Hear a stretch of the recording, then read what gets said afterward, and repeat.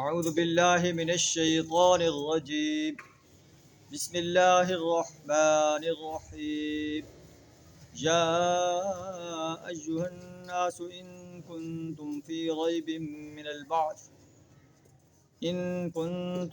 ريب من البعث فإنا خلقناكم من تراب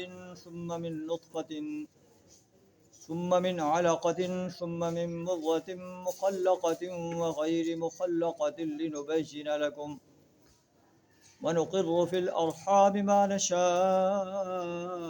إلى أجل مسمى ثم نخرجكم طفلا ثم لتبلغوا أشدكم ومنكم من يتوفى ومنكم من يرد إلى أرذل العمر لكي لا يعلم من بعد علم شيئا وترى الأرض هامدة فإذا أنزلنا عليها الماء اهتزت وربت وأنبتت من كل زوج بهيج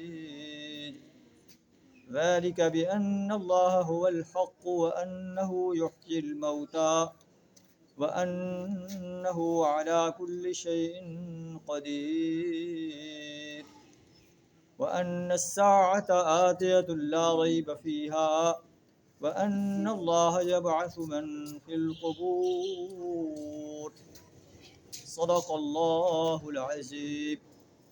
سورہ حج کی آیت نمبر 5 تا 7 آپ کے سامنے تلاوت کی ہے۔ ان آیات کے اندر اللہ تعالیٰ انسان کی تخلیق کے مختلف مدارج بیان فرما رہا ہے۔ ان مدارج کو ایک سائنسدان نے جس کا نام کیتھل مورس بتایا گیا ہے، کینیڈا کا رہنے والا ہے۔ اس نے جب قرآن میں ان تخلیقی مدارج کو اسٹڈی کیا، انگلش میں اس کو کہتے ہیں ایمبریالوجی، جس وقت اس نے قرآن میں انسان کی ایمبریالوجی کو اسٹڈی کیا تو اس نے بے ساختہ کہا کہ اس سے بہتر ایمبریالوجی کے میدان میں کوئی چیز ہم نے نہیں دیکھی، اور وہ حیران ہوا کہ صدیوں پہلے قرآن نے اس کا تذکرہ کر دیا ہے، جسے ہم اب تلاش کر رہے ہیں۔ اسی طرح ہم نے پڑھا تھا کہ ایک فرینچ سائنسدان نے جب قرآن میں یہ پڑھا کہ کافروں کی مثال ایسے ہے جیسے او کغلبات فی بحر لجی یغشاہ موج من فوقہ سحاب، کافر کی مثال ایسے ہے جیسے سمندر کے اندھیروں میں انسان موجود ہو جس پر اندھیرے چھائے ہوئے ہوں۔ تو اس نے سوال کیا کہ کیا محمد صلی اللہ علیہ وسلم نے سمندری سفر کیا تھا؟ تو اسے بتایا گیا کہ محمد صلی اللہ علیہ وسلم نے سمندری سفر نہیں کیا تھا۔ اس بات پر وہ مسلمان ہو گیا کہ یہ قرآن اللہ کی طرف سے نازل شدہ ہے، اور اللہ ہی یہ سب کچھ جانتا ہے، اور اس پر وہ اتنا یقین کو کر گیا کہ وہ مسلمان ہو۔ اللہ تعالیٰ فرماتے ہیں یا ایھا الناس، اے دنیا کے انسانوں، ان کنتم فی ریب من البعث، اگر تمہیں مرنے کے بعد دوبارہ اٹھنے میں شک ہے تو تمہیں اپنی پیدائش پر غور کرنا چاہیے۔ فإنا خلقناکم من تراب، ہم نے تمہیں مٹی سے پیدا کیا، پھر نطفے سے تمہارا آغاز کیا، ثم من علقہ، پھر جمے ہوئے خون سے تمہاری پیدائش کی۔ یہ مختلف مدارج تمہیں طے کراتے چلے گئے۔ ثم من مضغۃ مخلقۃ وغیر مخلقہ، پھر با شکل اور بے شکل بوٹی کی میں تمہیں تبدیل کرتے چلے گئے۔ وَنُقِرُّ فِي الْأَرْحَامِ مَا نَشَاءُ، پھر ہم نے تمہیں ماؤں کے رحموں کے اندر قرار بخشا جب تک ہم نے چاہا۔ ثُمَّ نُخْرِجُكُمْ طِفْلًا، پھر ہم نے بچے کی شکل میں تمہیں باہر نکالا۔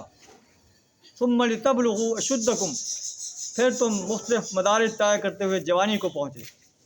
پھر تم میں سے کچھ ایسے ہیں من یتوفا، جو فوت کر دیے جاتے ہیں، کچھ ایسے ہیں ومنکم من یرد الی ارذل العمر، جو رذیل عمر تک، بے بسی کی عمر تک پہنچائے جاتے ہیں، اور وہ سب کچھ جانے کے باوجود کچھ نہیں جانتے۔ اتنے بڑے عالم ہوتے ہیں، اتنے بڑے سائنسدان ہوتے ہیں، جب رذیل عمر کو پہنچتے ہیں تو انہیں کچھ یاد نہیں رہتا۔ وَتَرَى الْأَرْضَ حَامِدَةً، تم زمین کو دیکھتے ہو کہ وہ ویران پڑی ہے۔ فَإِذَا أَنزَلْنَا عَلَيْهَا الْمَاءَ اهْتَزَّتْ وَرَبَتْ، جب ہم اس پر بارش کا پانی نازل فرماتے ہیں تو لہلہا اٹھتی ہے، نشو و نما اس کی شروع ہو جاتی ہے۔ وَأَنبَتَتْ مِن كُلِّ زَوْجٍ بَهِيجٍ، اور ہم اس میں ہر قسم کی خشک قسم کی نباتات جو ہے پیدا کر لیتے ہیں۔ یہ ساری نشانیاں اس بات پر دلالت کر رہی ہیں ان اللہ هو الحق، اللہ حق ہے، وہی انسانیت کا خالق ہے، رازق ہے، مالک ہے، حاجت روا ہے، مشکل کشا ہے، نظر و نیاز کا مالک ہے۔ وہی پرستش کے لائق ہے، بندگی اور غلامی کے لائق ہے، اطاعت کے لائق ہے۔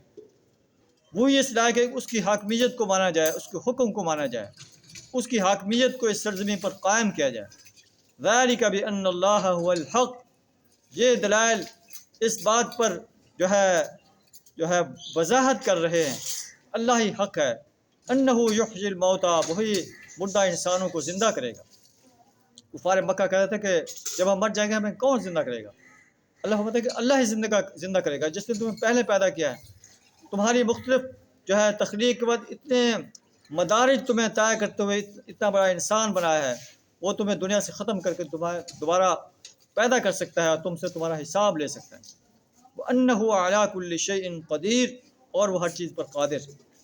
وَأَنَّ السَّاعَةَ آتِيَةٌ لَا رَيْبَ فِيهَا، یہ دلائل اس بات پر جو ہے دلیل ہیں قیامت آنے والی ہے جس کے آنے میں کوئی شک نہیں۔ وَأَنَّ اللَّهَ يَبْعَثُ مَن فِي الْقُبُورِ، اور جو لوگ قبروں میں دفن ہیں اللہ ان کو اٹھا